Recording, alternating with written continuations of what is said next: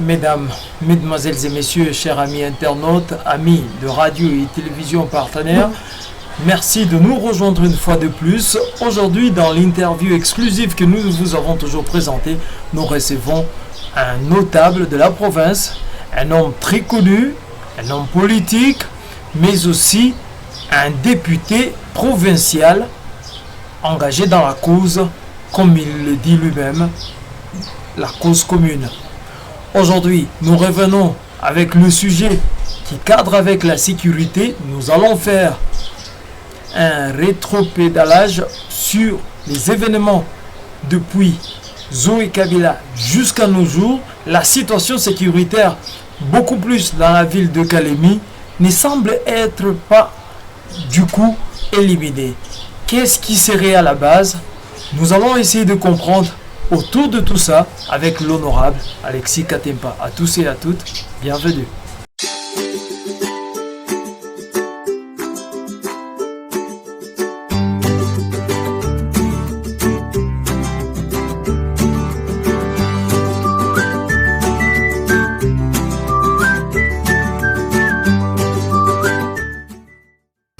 Je vous l'ai dit, mon invité ici, l'honorable Alexis Katempa, il est député provincial et en même temps coordonnateur provincial du parti politique Ensemble pour la République.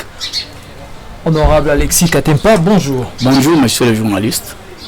Honorable Alexis Katempa, la province du Tanganyika est aussi réputée comme une zone remplie d'insécurité. Quelle est la lecture que vous faites de la sécurité en province? Oui, monsieur le journaliste, je crois qu'il y a des raisons, ou quantité de raisons de faire un recul dans le temps pour que nous puissions ensemble comprendre comment la situation sécuritaire évolue dans notre province. Nous prenons la transition entre le gouverneur Kitangala et l'entrée du gouverneur Zoé.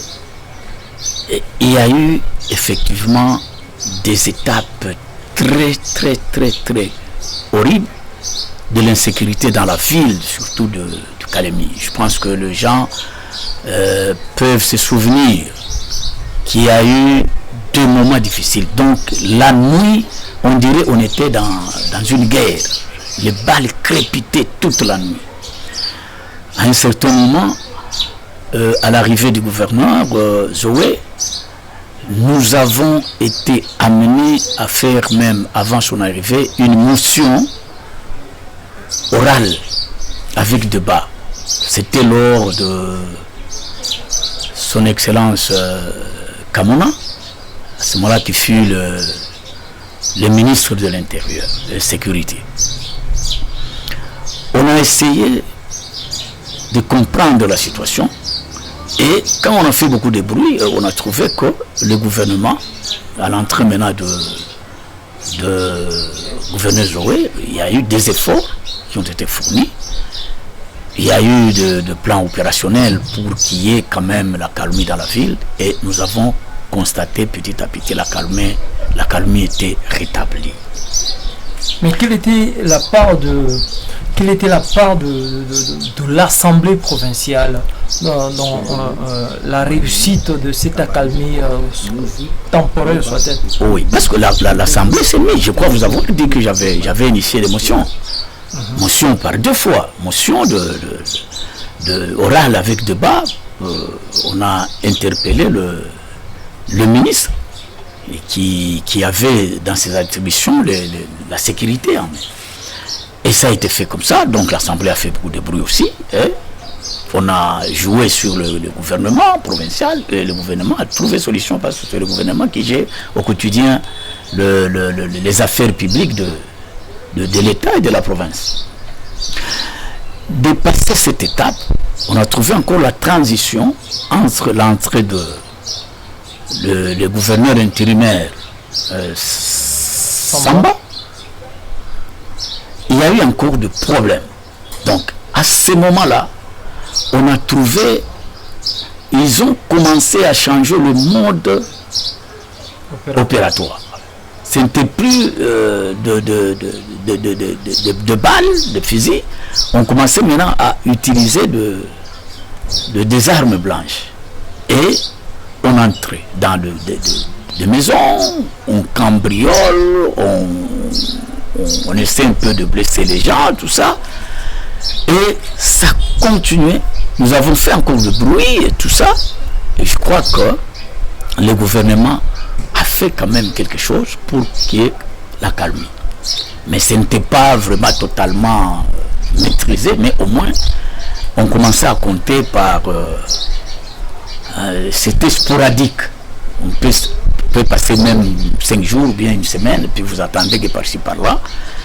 Et on a essayé d'évoluer comme ça. Maintenant ici, ça continue depuis que le gouvernement provincial est arrivé. Bien sûr, le gouvernement provincial vient d'hériter aussi cette insécurité, mais on n'arrive pas à maîtriser cette insécurité, hein, cette hémorragie. Donc ça continue avec une ampleur qu'on ne comprend pas, et ça nous met mal à l'aise.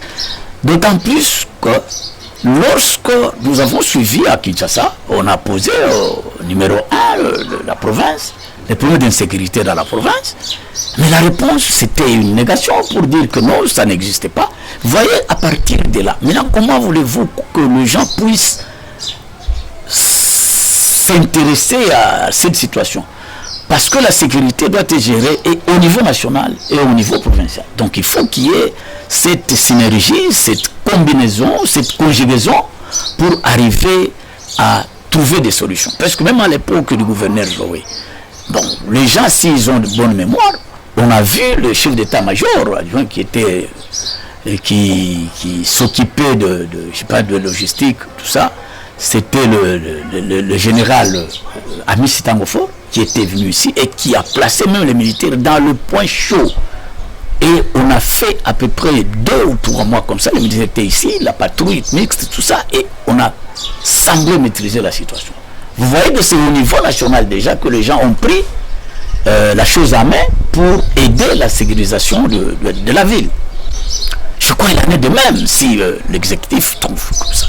On devait recourir, ce sont les mêmes procédures, et nous le disons avec des larmes aux yeux, parce qu'on ne doit pas tolérer ça, et nous allons utiliser la même procédure pour interpeller le gouvernement provincial, parce que trop, c'est trop, parce que ça n'est trop, parce qu'on ne dort pas, c'est chaque jour qu'il y a des incursions, on a agressé les gens la nuit, les gens ne sont plus à l'aise quand il fait la nuit, mais tout le monde n'est pas sûr si il va se retrouver en bonne santé, en bonne quiétude le lendemain. Tout ça, monsieur le journaliste, ça nous met mal à l'aise comme député provincial, et surtout nous sommes dans la ville de Kalemi ici et nous sommes élus dans cette circonscription de Kalemi-Ville. Je crois que ça ne va pas nous laisser indifférents cette situation. Honorable, cette résurgence de l'insécurité en dents de scie que l'on constate à Kalemi, n'aviez-vous pas, vous en tant qu'élu, n'aviez-vous pas cherché à dénicher les vraies causes de cette insécurité? Vous savez, l'insécurité, c'est toujours... il faut qu'il y ait quand même un contrôle assez sérieux des entrées et des sorties. Hein? Il y a des services qui sont habilités à faire ça. On doit contrôler le mouvement des gens d'abord. Donc il faut qu'il y ait aussi un contrôle social, un contrôle citoyen. Donc la population doit aussi s'impliquer dans cette histoire. Parce que les gens doivent savoir, dans l'avenue, nous sommes avec qui, mais le monsieur qui passe, est-ce qu'il reste dans notre avenue? Il vient faire quoi? Il y a des gens qui ne sortent que la nuit, la journée, ils sont dans des maisons. Tout ça, je crois qu'il faut une bonne intelligence des dirigeants. Je suis en train de voir aussi la mairie, parce que le maire de la ville doit faire en sorte qu'il puisse dénicher quand même des réseaux des gens qui opèrent. Lorsqu'on n'arrive pas à dénicher les réseaux des gens qui opèrent, qui causent l'insécurité, ça devient un problème. ça devient un problème parce qu'on doit commencer par là.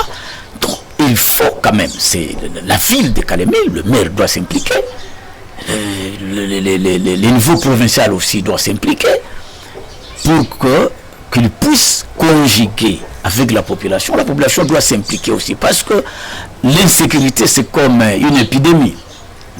Il y a une maladie qui se déclare, vous ne pouvez pas être indifférent pour dire que non, si on fait chez les voisins, donc le lendemain ou après-demain, ce sera chez vous. Donc nous devons nous sentir tous en insécurité et nous devons faire en sorte que nous puissions mettre fin à cette insécurité si nous conjuguons les efforts ensemble. La population doit être impliquée, les services de sécurité doivent redoubler les efforts pour faire tant soit peu maîtriser la situation.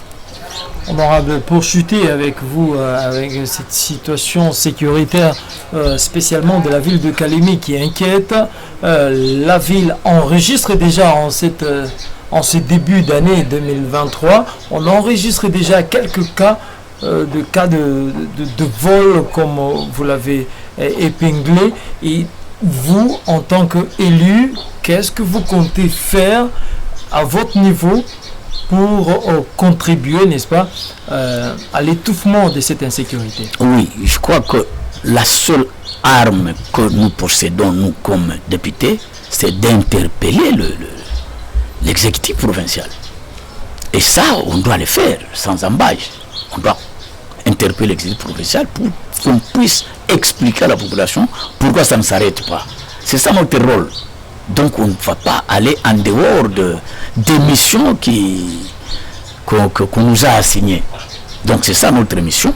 Nous suivons de très près la situation. Voilà pourquoi nous sommes en train de faire même les reculs dans le temps, voir comment, là où ça donnait quand même l'impression de marcher, là où ça capote, tout ça. Nous sommes en train de faire ça et nous sommes là pour ça.